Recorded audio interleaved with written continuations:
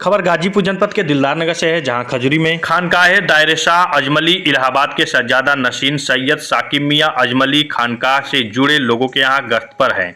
इस दौरान उनसे मुलाकात हुई और देश की राजनीति के साथ अन्य विषयों पर विस्तार चर्चा हुई। चर्चा के दौरान उन्होंने कहा कि देश में भाजपा सबसे मजबूत राजनीतिक दल है। अभी हाल ही में 5 राज्यों में हुए चुनाव के नतीजों ने इस बात को साबित कर दिया है कि भाजपा के मुकाबले में कोई राजनीतिक पार्टी नहीं है। आइए सुनते हैं और उन्होंने चर्चा के दौरान क्या कहा। मैं सैयद साकिब अजमली इलाहाबाद दायरे शाह अजमल से तशरीफ़ आया हूँ और इस गांव से जो निस्बतें हैं हम लोगों की, या हमारे वालिद साहब सैयद अफजल अजमली साहब मियाँ साहब, सैयद अकमल अजमली साहब और सैयद अहमद अजमली जो साबिक सजादा नशीन रह चुके हैं दायरे शाह अजमल इलाहाबाद के, और उनसे पहले बशीर मियाँ साहब और उससे पहले शाह अजमल साहब, इन सब की आमद हुई है इस गांव में। इस गांव को छोड़ के नहीं, बाकी सारे कमसार के जितने गांव हैं, गोरसरा, उसिया, अलहमदुलिल्लाह सिलसिला अजमलिया के बहुत सारे, मतलब कि ताल्लुकात कमसार से गहराब की हैं। विपक्षी पार्टी कहती है कि भाजपा जात धर्म को लेकर जो है राजनीति करती है, इस पे आपकी क्या कहना है?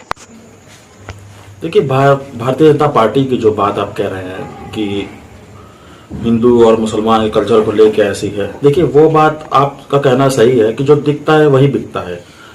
ठीक है, भाजपा के आप बड़े बड़े नेताओं से आप मिलिए, क्या क्या कहते हैं, बैठिए, तब आप समझिएगा कि वो क्या है। हाँ, मैं जानता हूं कि भाजपा पार्टी को इस टाइम बदनाम बहुत किया जाता है, क्योंकि भाई खुलेआम वो अपनी जिंदगी जी रहे हैं, चाहे वो होम मिनिस्टर हों, चाहे वो नीचे दल के जितने भी नेता हों, चाहे वो कोई भी मोदी जी हो, प्राइम मिनिस्टर हो, कोई भी हो।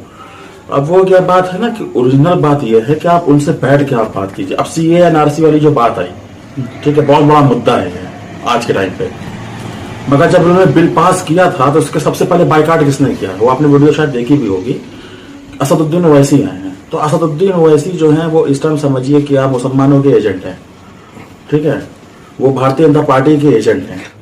ओवैसी को भाजपा की बी पार्टी कहा जाता है, आपका क्या राय है? हाँ, वो है, क्योंकि मेरी मुलाकात असदुद्दीन ओवैसी साहब से भी है हैदराबाद में, ठीक है, और मेरी मुलाकात समाजवादी पार्टी के राष्ट्रीय अध्यक्ष क्या कहते हैं श्री अखिलेश यादव से भी है, और सोनिया गांधी जी से भी है। पर्सनली मुलाकात है मेरी, मैं सब नेताओं के पास बैठ के बात किया हूँ, ऐसा नहीं। तो भाजपा की भी पार्टी है, आप मानते हैं?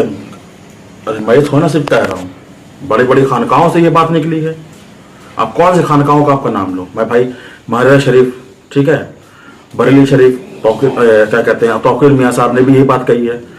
अब आप बताइए कि अब आपको एक मैं फाइनल बात ही बोलता हूँ कि हमारे राष्ट्रीय अध्यक्ष उत्तर प्रदेश के जो चीफ मिनिस्टर रह चुके हैं अखिलेश यादव जी, उन्होंने एक प्रोग्राम किया था, तो उस प्रोग्राम को रोक दिया था, ठीक है, उस पर 100 लोगों पर FIR हुई, ठीक है।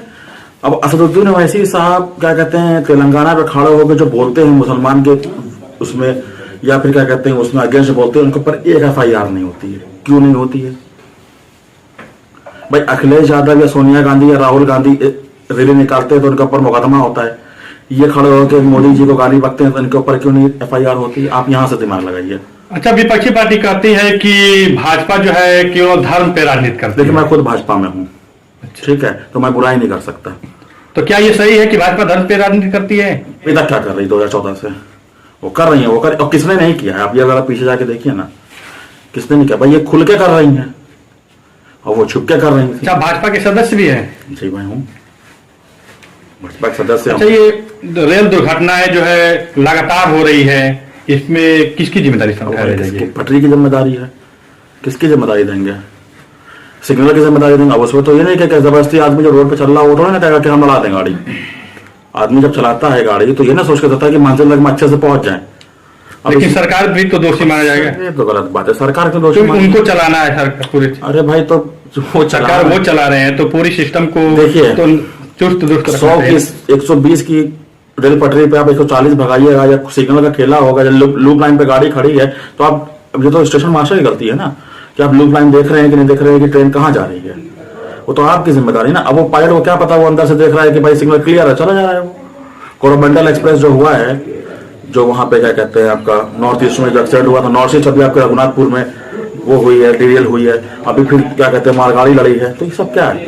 अभी तो लूप लाइन पे गाड़ी खड़ी है, आप लाइन की तरह तो पटरी से दौड़, अब जब ग्रीन सिग्नल तो वो तो रफ्तार से आ रहा है ना, उसको तो पता है कि रास्ता क्लियर है, चले आ रहे हैं। अब इसमें सरकार से रेल पटरी से क्या मतलब है? अच्छा, भाजपा की जो 3 राज्यों में सरकार बनी है और पूर्ण बहुमत के साथ बनी है, मुबारकबाद अब क्या कहेंगे इस पे? मुबारकबाद पेश करते हैं हम, उनकी मेहनत है।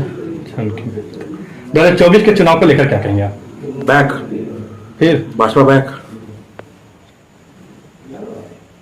कैसे बनेगी? बैक है, हाँ, बैक है, बैक है, नहीं आने वाली है। कोई रुका ही नहीं पार्टी। तो इसके टक्कर में कोई नहीं भाजपा के? कौन है बताइए आप तो पत्रकार हैं, आपसे ज्यादा कोई बेहतर जानता है नॉलेज, कौन है बताइए भाई। सेंट्रल से लेके आप यूपी और यूपी से लेकर राजस्थान में भी जीती गई है, एमपी जीती गई है। तो अब इसका मतलब कि छोटी छोटी पार्टियां जितनी है, क्षेत्रीय पार्टी है, सब आत्मा हो जाएगा? तो हो जाएगा, बस 2 ही पार्टी रहेगी? बस वही पार्टी रहेगी। तो दोनों पार्टी में टक्कर तो हो सकती है ना? वो तो ऊपर वाला बताएगा कि कौन 24 में आ रहा है, मगर ये है कि इनकी पार्टी के मुकाबले कोई पार्टी अभी है नहीं।